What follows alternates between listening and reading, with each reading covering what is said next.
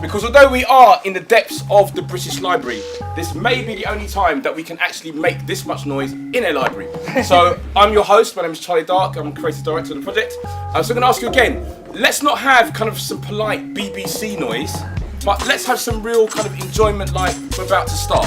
I'm going to do a count, it's going to go 3, 2, 1, and then we should begin. Okay, here we go. 3, 2, 1. Shake your hands, people, here we go.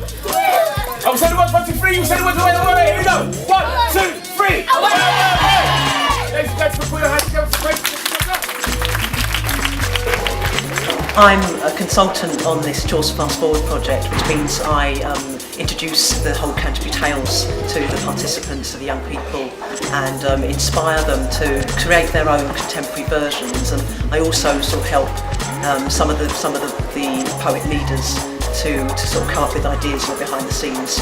So sort of give them lots of material to read and listen to, that kind of thing. Views being staying those on the page, on the stage, on the subject. Me and April, we're the running couplet. I'm the host for tonight, Harry Bailey. If I'm tongue-tied, April will bail me. I'm MC, but the M is for mistress, when my April shows me what a kiss is. The project is basically getting groups of young people to reimagine some of the Canterbury Tales by Geoffrey Chaucer. So my group got one called The Prioress's Tale, which is basically a kind of an anti-Semitic story that they used to tell about how evil Jewish people were compared to Christian people. Obviously we've taken that out.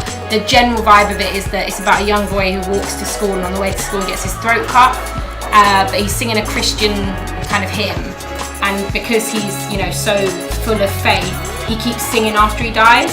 So I actually picked this story because I thought that it was a really relatable story because of like the amount of young people who kind of die or get involved in like knife and gun crime and stuff like that. So what we did was we just took out the religious side of it and we turned it into a story about a young person who just passes away because of knife and gun crime, and we all liked the idea of him speaking after he died, so that's part of our poem and stuff. I was dead, but I never felt more alive. I could hear myself speaking, but I couldn't open my eyes. And as I felt my blood bleeding like the spilling of ink, my skin turning cold, I began to think what I did to deserve this. And was I scared of death? Could there be a heaven? I thought of all the people I would miss. And then I was screaming, but all that came out was a song. It made me think, blood, what if the people thought nothing was wrong? The sirens were my backing track, the dripping of my blood, the melody. From the wound in my bleeding back, like, won't someone bring me a remedy? And then I felt at peace, someone holding me, my mum, my angel, she told me. I've been astonished actually at how the young people have related to the workshops. They haven't had this whole Chaucer, it's difficult, or it's old. They've just been totally up for it. They've really got very quickly just the relevance of the stories to their everyday lives. And so it's 10 young people, and we're working in Clapham Library in this fantastic room. And basically in 4 weeks we're going to create a performance. It's a 10-minute performance, an interpretation of that story, that tale, using whatever the talents are. I'll be facilitating the talents of those young people, so it might be using spoken word, rap, but kind of lyrical writing and interpretation of some form of that tale.